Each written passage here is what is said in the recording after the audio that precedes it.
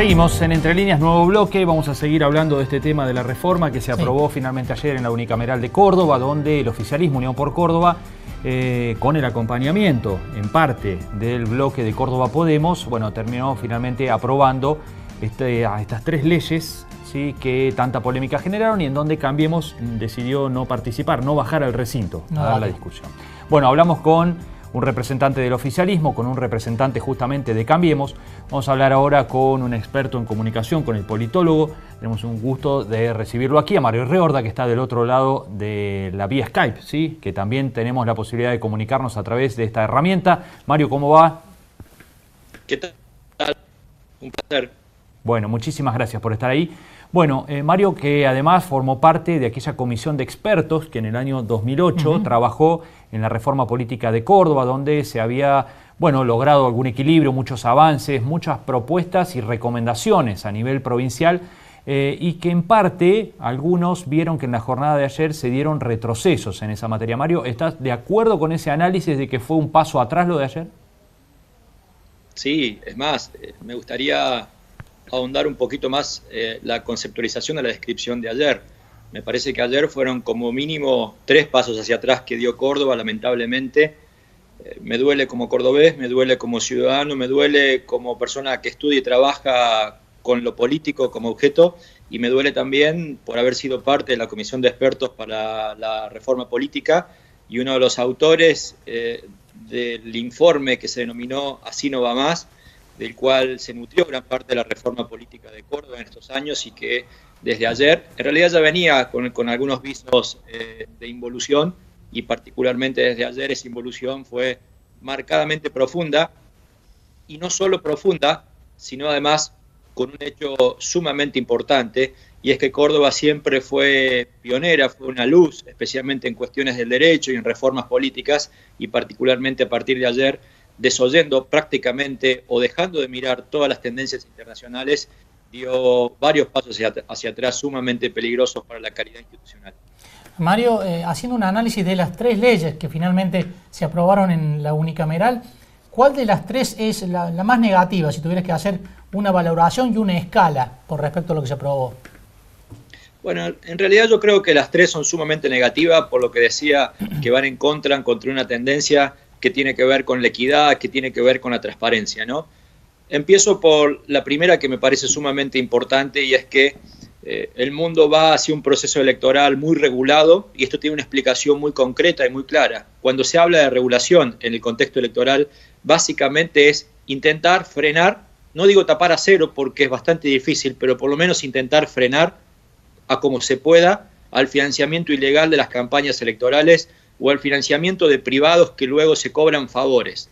Ayer, independientemente de que se aumentó algo, del financiamiento público, se aumentó muchísimo más el financiamiento privado, y esto en verdad es una contracara de lo que sucede en el marco de las reformas políticas, y de verdad es sumamente cuestionable. Y además, no solamente se aumentó el financiamiento privado, que de por sí es sumamente grave y criticable, sino que las condiciones del reparto del financiamiento son sumamente inequitativas. Generalmente y como mínimo se suele establecer que el 50% es destinado de modo igualitario para todos los contendientes, todos los partidos políticos, y el otro 50% en función proporcional del último voto obtenido. Aquí en Córdoba nuevamente dimos la nota mala, respecto a que el 70% del último voto obtenido se va a repartir, y esto evidentemente favorece a los partidos mayoritarios, favorece el oficialismo y obviamente no favorece en absoluto a la oposición, especialmente a las minorías. Es decir, eso sí que es sumamente destacable, pero destacable por lo malo, destacable por lo grave. Y el otro elemento que me parece, yo diría, de un nivel especulativo extremo, que está viciado de oportunismo, de una coyuntura, que es el haber corrido la obligación de la fecha electoral en marzo, como se disponía antes, y haber dejado nuevamente al gobernador el total arbitrio para fijar una fecha electoral cuando le plazca. Esto evidentemente tiene una traducción electoral especulativa que es sumamente rica de analizar, que es especular cuándo van a elegir aquellas preferentemente ciudades que tienen cartas orgánicas y que están bastante rígidas en la posibilidad de cambiar la fecha electoral, y que así pueda especular para ver cuándo le sirve o no despegarse de un turno electoral y del otro. Es decir, son cosas que de verdad no debieran pasar hoy en ningún contexto, pero mucho menos en Córdoba, que tiene una trama institucional, que tiene una densidad de avances, que históricamente se la llamó la docta y que además fue una productora de institucionalidad, modelo a nivel país y mucho más también, que de golpe suceda esto. Decía que no es un paso atrás, sino como mínimo son 3 pasos atrás.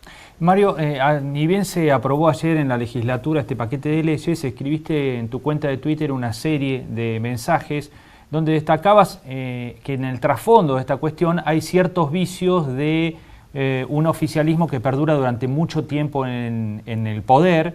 Mencionabas lo de la cancha inclinada y el dueño de la pelota. ¿Nos contás un poco qué es eso? Bueno, la ciencia política le denomina efecto cancha inclinada a los oficialismos que, jugando de locales, vale decir ser oficialistas, valga la redundancia, establecen una serie de dispositivos que les resultan beneficios que aportan a tener mayores chances de victoria.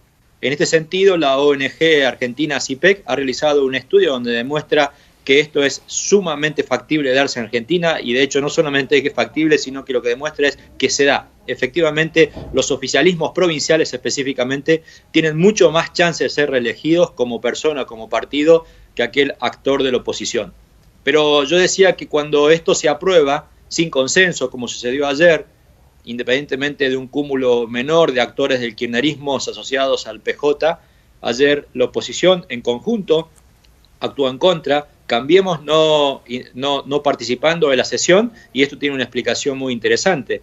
Este tipo de leyes se aprueban en comisión. La riqueza del debate se da en una comisión en donde no hubo posibilidad de debatir, y por eso es que Cambiemos desistió de ser parte de este debate, que es simplemente un debate, yo diría, para la prensa, ¿sí? Porque de ninguna manera tiene efectos concretos, y además los otros actores de la oposición votaron el rechazo de este proyecto. Proyecto que, como decía, tiene tantos vicios que en vez de llamarle efecto cancha inclinada, yo le llamo efecto chico dueño de la pelota, ¿sí? Que es cuando alguien viene e impone reglas de juego absolutamente asimétricas. Otro ejemplo interesante de lo que no hay que hacer es lo que hizo ayer también Unión por Córdoba respecto a la posibilidad de la doble candidatura, especulando, y habrá que ver luego también quién financia la transparencia y los financiamientos, especulando que actores minoritarios tengan una doble candidatura, pueden ser encabezar la boleta de gobernadores y a su vez ser parte de la boleta legislativa, incentivando a que se pueda dividir el voto opositor, favoreciendo claramente al oficialismo. Es decir, maniobras absolutamente especulativas, maniobras absolutamente arbitrarias y maniobras claramente no equitativas. Es un condimento, es un cóctel que de verdad Córdoba no se merecía. ¿La figura de la doble candidatura contiene algún beneficio, como el que señala el oficialismo, de darle mayor prestigio a los legislativos?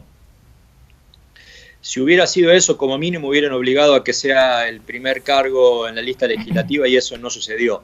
Me parece que el oficialismo además no solamente genera un drama institucional o una situación delicada institucionalmente por el paso dado ayer, sino que lo que es más burdo, desde todo punto de vista más burdo, es la falsedad, ¿sí? O la hipocresía de los argumentos que ha utilizado, incluyendo este que recién me preguntabas.